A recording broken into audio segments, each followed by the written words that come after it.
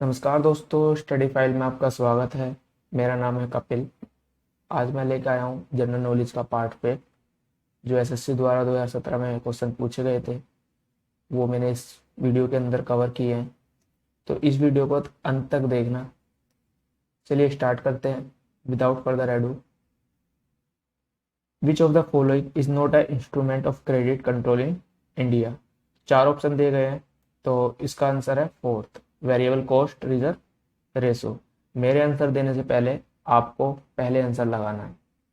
Clear? Video को pause करके फिर आप मेरा आंसर देखिए कि आपका आंसर सही है या गलत, उसके बाद ही आगे बढ़िएगा। Which of the following, next question है, which of the following is an example of micro economic variable. Micro economic variable का कौन सा एग्जाम्पल है? तो ये है कंज्यूमर इक्विलिब्रियम। नेक्स्ट है, fundamental duties are mention in which of the following part of constitution India. तो इनमें से फंडामेंटल ड्यूटीज कौन से पार्ट में दी गई हैं? तो इसका आंसर है पार्ट 4A। जो पार्ट सेकंड है उसमें सिटीजनशिप के बारे में बताया गया है। पार्ट जो थर्ड है उसको फंडामेंटल राइट्स के बारे में बताया गया है। पार्ट फिफ्थ के अंदर यूनियन के बारे में बताया गया है। टोटल कितने पार्ट हैं? टोटल हैं 24 पार्ट। नेक्स्ट क्वेश्चन है, what is the minimum age of for becoming governor of state in India. तो गवर्नर बनने के लिए कितनी एज होनी चाहिए मिनिमम? वो होनी चाहिए आपकी 35। Answer third. अच्छा, जो सीएम है और एमएलए बनने के लिए मिनिमम जो एज होनी चाहिए वो होनी चाहिए 25। और अगर जो आपको एमएलसी बनना है, मतलब मेंबर बनना है राज्यसभा का, तो उसके लिए आपकी एज होनी चाहिए 30 ईयर्स। क्लियर? चलिए नेक्स्ट पे बढ़ते हैं। Who amongst the following was successor of Sikh गुरु हरकिशन। तो सिख गुरु हरकिशन का अगला सक्सेसर कौन था? सक्सेसर का मतलब होता है जो उसके बाद आने वाला। क्लियर? तो गुरु अंगद देव हैं, गुरु तेग बहादुर हैं, गुरु हरगोविंद है, गुरु अमरदास है। तो आपको पूरे 10th गुरु के बारे में पता होना चाहिए कि 8वां गुरु कौन था या 9वां गुरु कौन था, 10वां गुरु कौन था। तो उससे ही आप ये आंसर लगा सकते, अदरवाइज आप ये नहीं कर सकते। तो गुरु तेग बहादुर क्या थे? 9वें गुरु थे। तो गुरु जो सिख थे, गुरु हरकिशन, वो 8वें गुरु थे। तो 8वीं के बाद 9वें गुरु जो आने थे वो थे गुरु तेग बहादुर। क्लियर?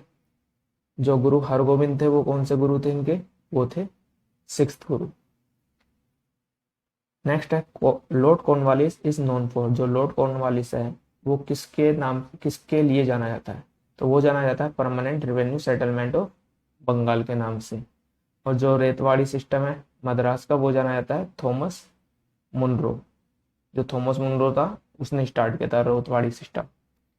और लॉर्ड विलियम बेंटिक किसके नाम से, किसके लिए प्रसिद्ध है? वो है मालवारी सिस्टम के लिए।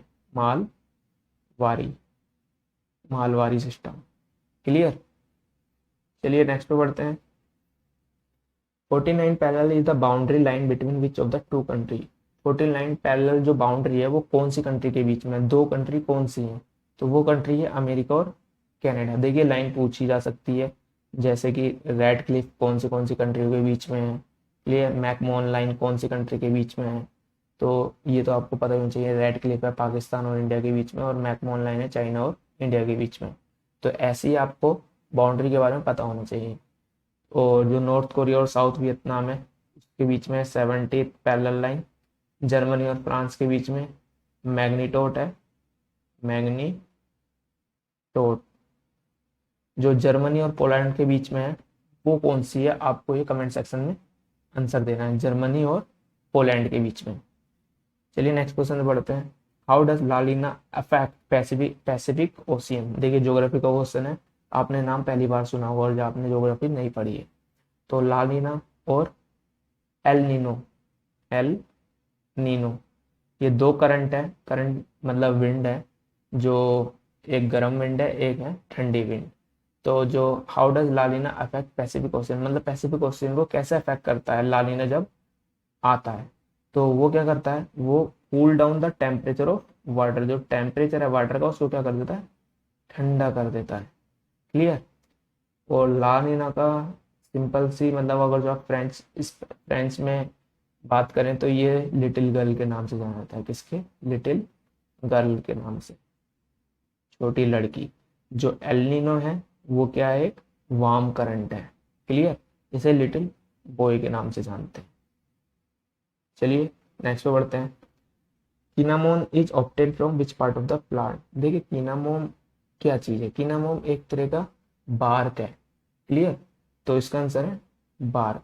ये किसके लिए होती है, ये जो बनती है इससे बनती है क्यूनाइन।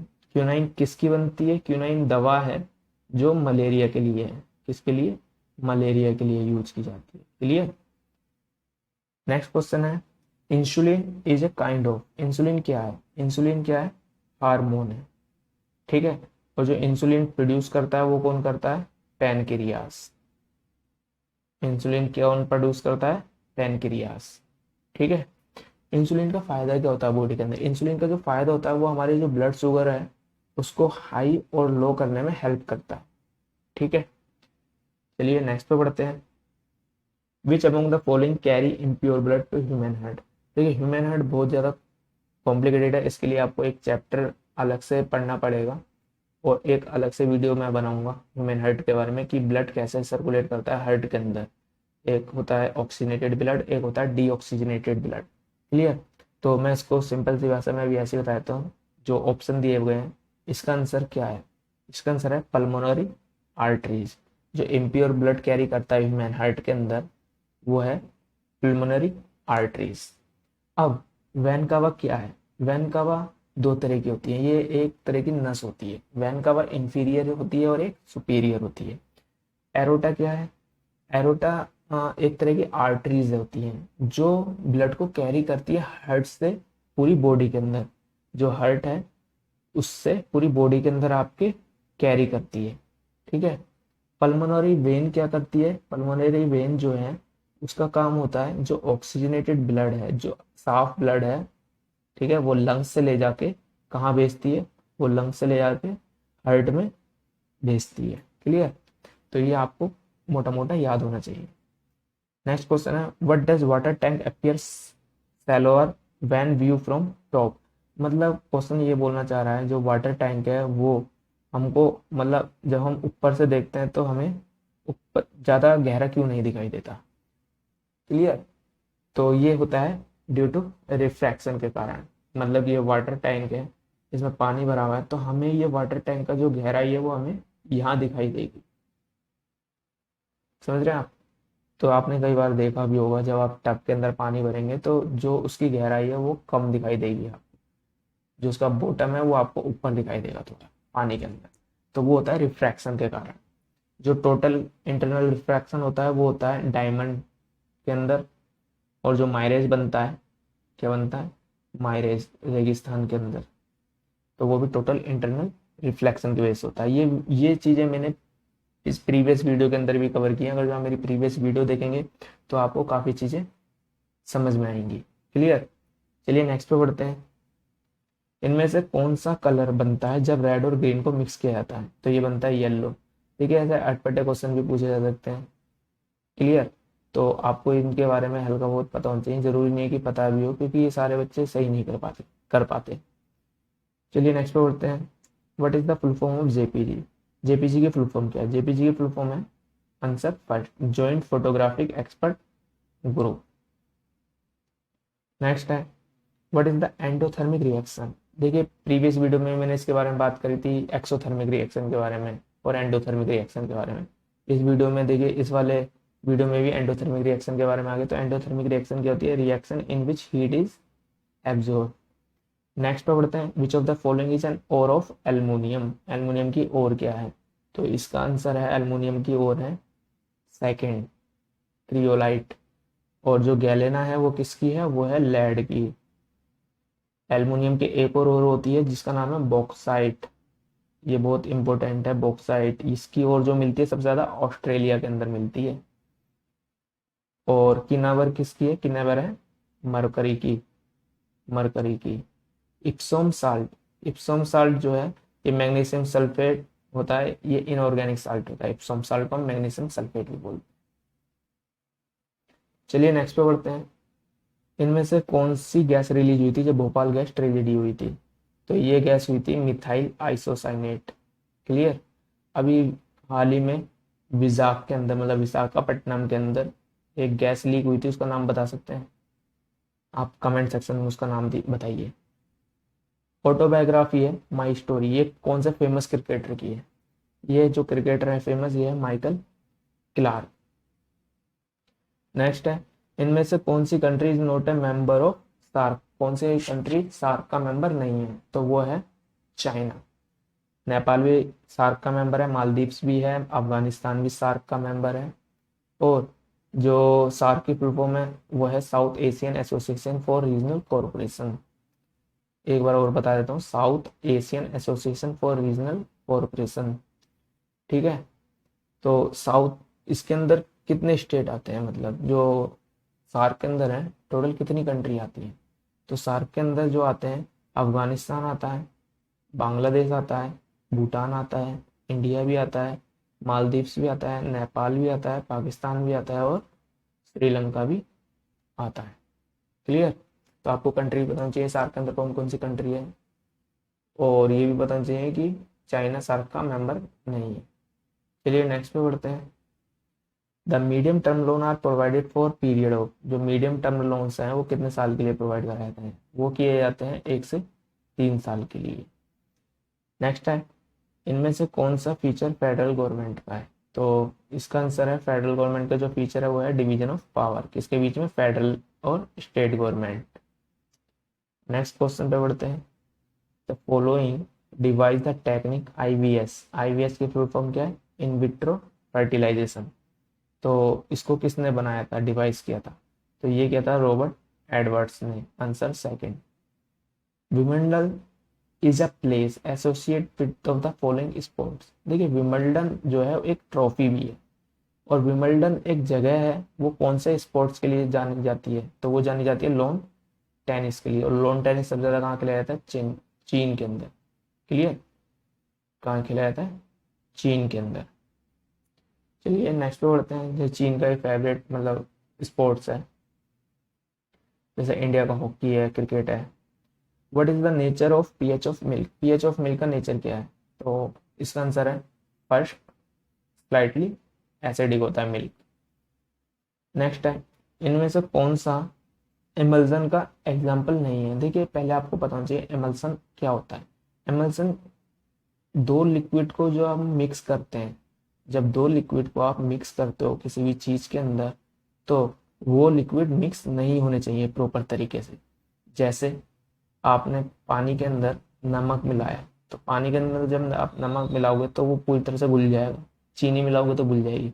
लेकिन अगर जो आप किसी भी पानी के अंदर मिट्टी मिलाओगे तो वो नहीं घुलेगी। तो मिट्टी के जो पार्टिकल्स हैं वो अलग दिखेंगे वाटर के अंदर, तो वो एक तरह का एमल्सन है। ठीक है, जब दो लिक्विड मिलते, सॉरी लिक्विड की बात हो रही है, एक तरह से मैंने एग्जाम्पल दिया है। तो जब दो लिक्विड हम मिलाएंगे तो वो मिक्स ना हो, उन्हें बोलते हैं एमल्सन। तो ये है, इसका आंसर है फोर्थ, कार्ड। क्लियर? नेक्स्ट है, व्हाट इज द ऐसा यूनिट ऑफ टेम्परेचर? टेम्परेचर की ऐसा यूनिट क्या है? इसकी है केल्विन। नेक्स्ट है, Netscape navigator is a, Netscape navigator क्या है? नेटस्केप नेविगेटर है एक web browser. Answer third. Next पे बढ़ते हैं, what is the full form of RNA? RNA की फुल फॉर्म क्या है? ये बहुत सिंपल है, रिबोन्यूक्लिक एसिड। डीएनए की क्या है? जो डीएनए की फुल फॉर्म है वो है आपकी डिओक्सिबो न्यूक्लिक एसिड। और आपको पता ही होगा आरबीसी की फुल फॉर्म और डब्ल्यूबीसी की फुल फॉर्म। नेक्स्ट क्वेश्चन है, which of the following place weight of an object is maximum? क्या कौन सी जगह पे जो वेट होता है ऑब्जेक्ट का वो सबसे ज्यादा होता है? तो वो होता है पोल्स पे। नेक्स्ट है, UV rays coming from sun majorly cause which cancer? जो यूवी रेज होती हैं वो जो सन से आती हैं उससे कैंसर होता है, किस टाइप का कैंसर होता है? तो सिंपल है, वो होता है skin cancer. Fourth, which of the following is the largest mammal? Next question है, इनमें से कौन सा मैमल है? तो ये सिंपल है, वेल। देखिए कभी कभी एसएससी इतने इजी इजी क्वेश्चन पूछ लेती है तो हंसी भी आती है। तो ये कोई क्वेश्चन पूछने वाले नहीं है, 8वीं क्लास के बच्चे ही बता देते हैं। Himalaya mountain range fall under which type of mountain? जो हिमालय माउंटेन है, ठीक है ना, वो कौन सी माउंटेन की रेंज के अंदर आता है? तो वो है फोल्ड माउंटेन है। क्लियर? नेक्स्ट है, nor'wester are thunderstorm which are prominent in, जो नॉर्वेस्टर थंडर स्टॉर्म होते हैं वो किसके लिए जाने जाते हैं, वो कहाँ आते हैं, वो आते हैं इंडिया और बांग्लादेश के अंदर। और आपको ये भी पता चाहिए जो नॉर्वेस्टर है उसको काल बैसाखी के नाम से भी जाना जाता है वेस्ट बंगाल के अंदर, काल बैसाखी। चलिए नेक्स्ट पे बढ़ते हैं। Who was the founder of Ghadar party, Ghadar party का फाउंडर कौन था, तो ये था answer second, Sohan Singh Bhakna. Next पे चलते हैं। In which year was East India Company establish, East India Company का स्टेबिलिटी हुई थी 1600 में। नेक्स्ट है under which article President of India can proclaim financial emergency, financial emergency कौन सा आर्टिकल के अंदर लगाई जाती है, ये लगाई जाती है आर्टिकल 360। ये थे कुछ एसएससी में पूछे गए क्वेश्चन। आप इस वीडियो को जरूर देखिए और आप मेरे चैनल को सब्सक्राइब और लाइक जरूर कर दीजिएगा अगर जो आपको वीडियो अच्छी लगे। चलिए चलते हैं। Have a nice day.